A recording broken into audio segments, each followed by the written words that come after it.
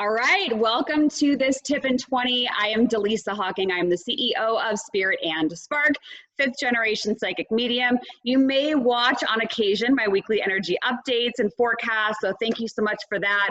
But today I get to bring you something really fun and special, and I'm so excited. I met Colleen when I had a company that planned women's entrepreneurship luncheons and events, and Colleen was there. And I got to meet Colleen, and we've had conversations over the years, and we've collaborated on different projects with Spirit and Spark. And I'm so thrilled because today, Colleen's gonna tell us about bath rituals. Now you might be thinking, oh yeah, I love taking a bath. I love Epsom salt, right? Because I love taking salt baths. But this is gonna take it to a whole other level. And Colleen's also going to share the rituals and some of the history behind sacred bathing and why you may want to consider it for your own spiritual practice. And make sure that you stay tuned and keep connected with Spirit and Spark, because we will be sharing along with this video how you can work with Colleen to take your own sacred bath at home under Colleen's guidance and consultation. So without further ado, I'm going to go ahead and toss it over to you, Colleen. Thank you so much for giving us your time and your talent today. And I am ready with pen and paper to take notes, and I hope everybody watching is as well. Awesome. Thank you so much, Dallisa. So as Dallisa mentioned, this is something that is very near and dear to my heart. I started doing ritual bathing almost 2 years ago now. One of my spiritual mentors, one of my spiritual coaches, introduced it to me when I was working through her program. And at the time, I actually didn't have a bathtub. And so she had presented it as this thing that you can do in the bath, but I didn't have any way to do that because I only had a stand-up shower. So, so I had to really figure out some ways that it worked for me. So I want to introduce some of this through the lens of, you know, making it accessible to everybody, but also touch on the traditions that it comes from. So just so you're aware, I am a psychic as well as a spiritual coach and a sound healer. I do shamanic style sound healing. So I use things like singing bowls as well as other instruments to help release energy and stored emotions and things like that. So when I recommend these things to my clients, it's something that is in conjunction with a larger practice of healing and releasing and moving forward in life. So I wanted to sort of just give you guys a background on that. So, bathing for spiritual purposes goes back as long as recorded history, as far as we know, and probably beyond that. It is found in almost every major culture and religion in the world in some form or another. So everything from Japanese Shintoism to Hinduism to various forms of monotheistic religions, including Judaism, Islam, and Christianity. Obviously, you know, here in the States, even if you weren't a Christian, you probably are familiar with the sacrament of baptism. So that is one way that the Christian tradition has utilized water for cleansing and rebirth. And so Christianity, Judaism has something called the mikvah. Just as a disclaimer, I don't practice Judaism. I'm just somewhat familiar with the tradition. So I want to make sure that I'm getting the term correct, because there's a difference between a mikvah and a mitvot. So the mikvot is the actual bath, and the mikvah is the active spiritual bathing. So one of the ways that this was commonly used in Judaism was for women after their menstrual cycle to cleanse, because some sects of Judaism practice what they call kosher sex for couples. And so that means that the couple does not have any sort of physical intimacy in the days surrounding a woman's menstrual cycle.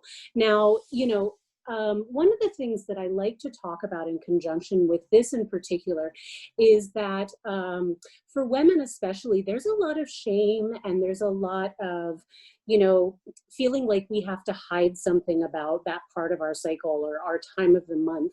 And so what I really want to encourage people, because I do actually do a cleansing bath after my menstrual cycle, but it's not because I feel unclean. It's because, in my view, the energy that is released during my moon time, during that time when I am releasing in that way, is so strong that it's incredibly helpful for me to completely cleanse myself and reset after that time. Because again, the energy that I'm putting out and that I'm releasing during that time is incredibly strong. And I know, because of the ways that I work with energy, that that can sometimes have an effect on other people, even if it is unconscious.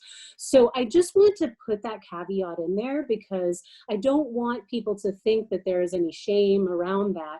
It's just something that for my personal practice I use, because it is one way that I shed energy, and that we all shed energy. So so some of the other ways that that ritual bathing can happen, a lot of different cultures have hot springs in their area, and so you can make use of different hot springs with different minerals in the water, and it has a really cleansing and purifying effect. I know, for instance, down in Palm Springs, there are some hot springs down there that are very high in lithium. And lithium, when you soak in those hot springs, can actually have a very calming effect. Now, we all kind of associate lithium with, like, you know, the drug that's used to manage mental illness. But when you absorb it naturally through those hot springs and things like that, it can have a beautiful calming and grounding effect. So you might look into, if you're interested in simply just going and observing how natural hot springs can cleanse your energy, I highly recommend finding the hot springs in your area, looking up the mineral content, and finding out how that may be beneficial for you, because oftentimes we are so disconnected from the places in which we live. So hot springs and different ways of, you know, cleansing ourselves in the waters that are just around us in our area can be really purifying and cleansing in and of themselves. So I like to mention that because natural running water fed by springs is one of the best and quickest ways. You don't have to use soap, you don't have to use plants, you don't have to use any of that. You just go right in there, and the running water, the, you know, spring fed or however it's fed, is just really cleansing on its own. Now, a lot of us don't always have access to these types of things, so let's bring it back home. I do my spiritual baths in two different ways. I typically do them weekly. And so the first way was taught to me, again, by a couple of my spiritual teachers, and it's based in the tradition of the Turkish hammam. So the Turkish hammam is something, I think most of us have heard of the Turkish baths and things like that in the Turkish spas. So there are particular ways that this is done in modern Turkey. But the tradition was actually because, of course, for many, many centuries, nobody had a personal bathroom or a personal bathtub. So this was the one way that people could go and get clean. So it actually became a community event that the men would gather on one side and the women would gather on the other. And they would use it as a time to catch up, to help one another. They would scrub one another's back, help oil one another's hair and skin. So it was a beautiful way to commune with other members of your community, of your village, however that worked. And so the way that I was actually introduced to this tradition was through a bathing ritual that a friend of mine here in Las Vegas held. And she held 2 sessions, and it was all women, and we all gathered. And the format of this one, and I want to share this with you. You can always rewind this video if you miss a part of it, but basically the way you start is If you have access to a spa or you can run the shower for long enough, I recommend sitting in hot steam for like 3 to 5 minutes at minimum, 5 to 10 if you can stand it, because that will open your pores. It's going to make the skin, it's going to loosen up dead skin and things like that. So we always like to start with a hot steam. Now, if you don't have access to that, that's totally fine. You can just hop in the shower and either use a loofah or some other exfoliating mitt. If you do have access to like organically grown natural loofahs rather than the plastic ones, highly recommend that. As well as I like to have a separate cleansing sponge or mitt for my spiritual bath other than the one that I use for my everyday shower. So I like to have that because it brings me into that headspace of this is my spiritual bath, this is my moment of returning to myself, returning to the God within. And so it's, you know, it's just one little part of that ritual. So you give yourself a little bit of time in the steam, you allow your pores to open up, your dead skin to loosen up, and just give yourself that time to like breathe in the steam, you know, especially here in Las Vegas in the desert. It's really nice to have some time in the steam. Our lungs love it. Our skin really loves it. So after that, if I am washing my hair that day, I will actually apply coconut oil or argan oil to all of my hair. And wrap that up into a towel or in plastic wrap and allow that oil just to really treat my hair and get into my scalp and really nourish my head. As I'm doing that, I do an energy cleanse around my crown and my third eye chakras. So I really make sure that I'm connecting to spirit, to my own intuition as I'm cleansing, allowing myself to whatever the upcoming week is going to bring to connect to those messages in advance. Now, from there, I take my loofah or my scrubbing mitt and I exfoliate everything, head to toe, behind the ears, in all the cracks and crevices, all the places that we like to neglect when we're in the quickie shower or we're just jumping in to get ready for the day or something like that. All of those little spots. Now, a word about the soap that I use. I really like to use Egyptian black soap for this. But if you don't have access to that, any natural soap that's made from natural ingredients, if you have a type of milk soap or anything like that, those are really helpful. Anything with shea butter or cocoa butter in the soap is going to be nice as well. Egyptian black soap, when it's traditionally made, only has like 3 or 4 ingredients. So if you're looking for that, you can find it on Amazon. And I would also recommend looking online, seeing if you know any soap makers locally, and see if you can support a local business, because there are a lot of people who are making soap that's really, really nourishing and good for your skin. So this is another way that you can support local makers and get something that's even more nourishing for your skin. So using the soap, using the black soap especially, that is the traditional way, it scrubs you not only surface-wise, but energetically, and it cleans your pores out, it cleans your energy out. And so after that, you would also, as you're going, you want to massage yourself a little bit. You want to give yourself that love that maybe you haven't given yourself, you know, all week long. Because part of the spiritual bath is returning to our bodies and nourishing the temple that our spirit resides in. So I like to spend a little bit of time doing that, and really, as I said, getting into those cracks and crevices, those places that I might not normally, you know, spend extra time on. So after that, you'll rinse off. If you have time and you're really putting your energy into this and you have the time to do like a facial mask or any kind of mud mask or anything like that, by all means, go for that. I don't always have time for that every week, but when I do, man, it makes such a difference in getting deep down, you know, into the deeper layers of the skin. And I definitely feel like my face, my chest, and my shoulders are lighter after I finish with a mud mask. Either I like to use bentonite clay or Rasool clay. It's the same clay that I use to wash my hair, actually. So you can look into those different types of clay masks. Dead Sea clay, I know, is another great one. So then after that, you know, you rinse yourself off. If you put oil in your hair, you're probably going to want to wash that out, depending on what hair type you have. And then the most important part of a spiritual bath, if you have the time, is to allow yourself to air dry. It's wonderful to towel off and feel really dry, but if you can allow the water to dry on your skin and just give yourself that moment in the fresh air, give all of your skin an opportunity to be in the air.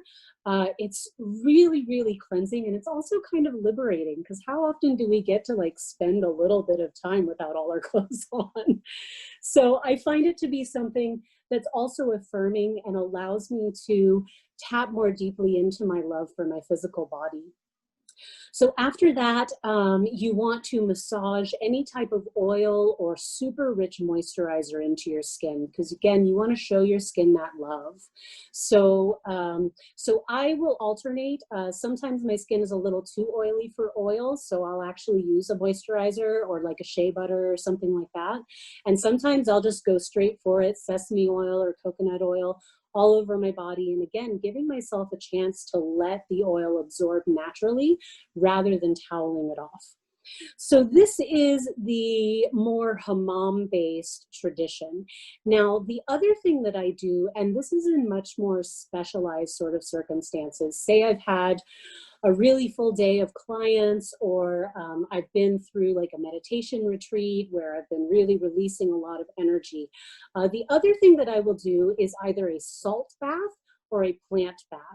So the salt bath is something that is also used in a lot of religions. Modern paganism is actually one that uses it quite a lot. And you use either sea salt or Himalayan salt.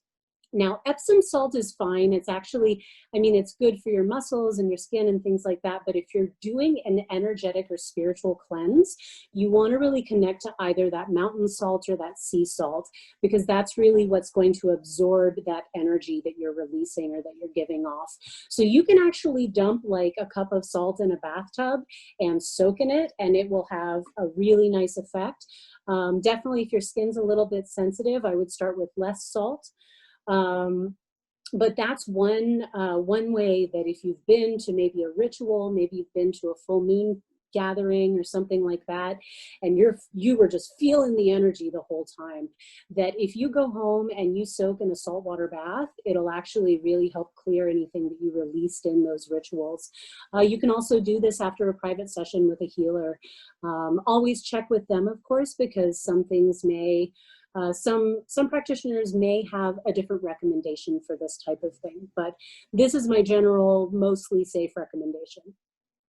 Now, the last type of bath that I use is influenced by South American shamanic traditions, and that is the plant bath. So I want to first preface this by saying I have a shamanic teacher down in South America. I have not been initiated to administer plant baths for other people. What I can do, though, is I can make recommendations for different plants to use in your own baths. So that's where I stand with that particular tradition, and I just always want to say that up front out of respect for the indigenous traditions that I'm pulling this from. So the plant bath is kind of exactly what it sounds like. And this can actually be done. It's best if it's done outside. If you have like an enclosed place where you can do it outside, it's wonderful.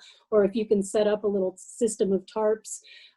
Bathing outside is one of my favorite things to do. You know, you're grounding and earthing with your feet there on the ground.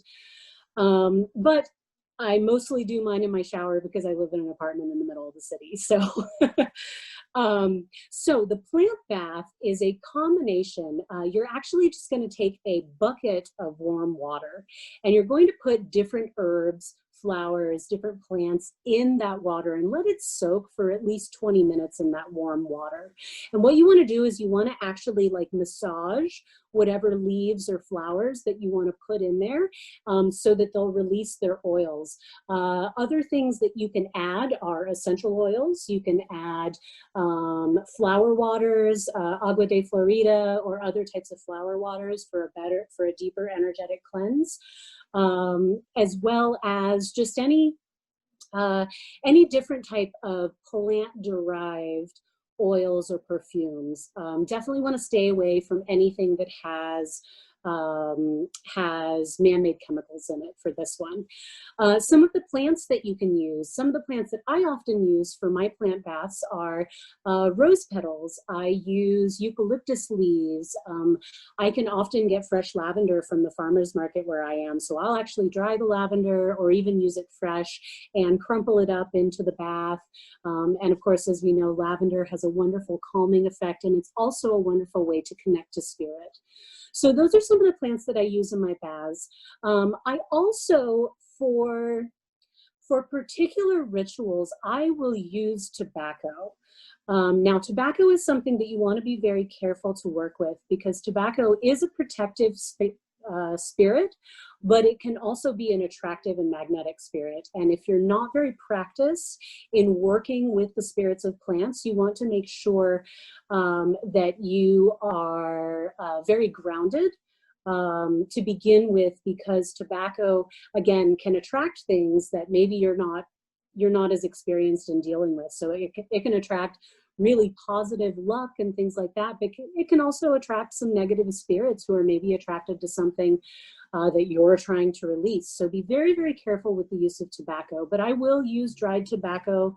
It is organically grown down in South America. No additives. So if you can use cigarettes, but it has to be cigarettes that have absolutely no other plant or chemical additives. And you just break up like 1/2 of a cigarette of tobacco, and you can also put that in your plant bath. Like I said, be very careful with some of these plant spirits. They have a mind of their own, much like a lot of the spirit world. So just be sure that your intentions are very clear with these things. Now, with the plant bath, you'll let the plants soak and you'll sort of massage them and release the oils and things like that.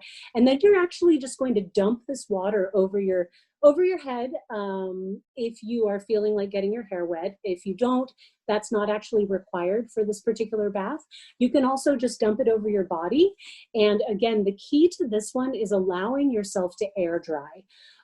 It's not always practical to do so, but ideally you want to air dry with all of the plant matter kind of stuck to your body. So you may have a rose petal here and a piece of lavender stuck, you know, in your elbow crook or something like that. But that is how the magic and the spirits of these plants have the opportunity to do their magic and work synergistically with you. So, so you allow yourself to air dry, and then if you are able, you can allow the plants you can get dressed and allow the plants just to fall off you as they may. Now, again, in our modern world, this isn't always practical. Maybe you don't want to get little lavender pieces in your carpet. So if you rinse yourself off after one of these, it's totally fine. You can rinse off the plant matter. I would recommend collecting as much of it as possible and depositing it out, like the leftover plant after the bath, depositing it out by a tree or in your garden or somewhere like that, so that you can give this energy back to the earth. So then after that, you just dry and you moisturize or whatever you do afterwards as you see fit. And as I said, the spirits of these plants, generally in my belief, the spirits of plants want to work with us the same way that spirits that have crossed over and angels and other entities want to work with us to raise our vibration, to help us collectively ascend into greater peace, greater harmony, greater knowledge of the self. And so I always like to add a prayer to any of the plant or animal spirits that have been involved in my bath. For instance, if you use goat's milk soap, you know, you want to say a prayer for the goat as well as for maybe the lavender that was put in the soap.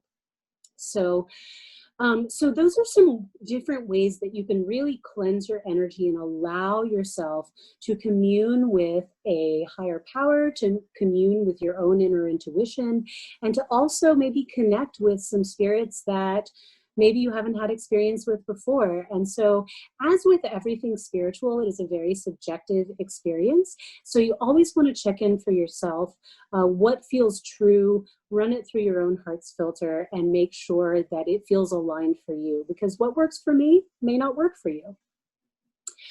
So with that, I want to open it up for questions if anybody has questions about the things that I covered or anything like that. Beautiful. Colleen, that was amazing. I really enjoyed it. I learned so much. I was taking a lot of notes. I have been to a Turkish hammam.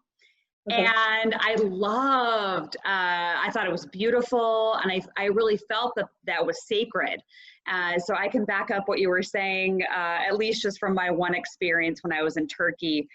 I wrote notes about the Egyptian black soap, the natural loofah, bentonite clay, all kinds of stuff I have notes on. And I'm sure people that are watching this video are gonna say, wait a second, what did Colleen just say? And I'll just remind everyone, all you have to do is reach out to Spirit and Spark. We'll make sure that you get connected with Colleen. Colleen offers consultations around these spiritual sacred baths and what may align better with your energy and how to bring that together to really get that sacred time with yourself. So I love it. I think it's great. I don't see any questions that have come in. So with that, I think we'll go ahead and conclude this tip in 20. And thank you again so much for blessing us with your talent and your time, Colleen. And I can't wait for people to start doing their own sacred baths at home. And I think they're going to notice a really incredible difference when they start taking the time to do this. So thank you again. And for more information, go to spiritandspark.com. Thank you.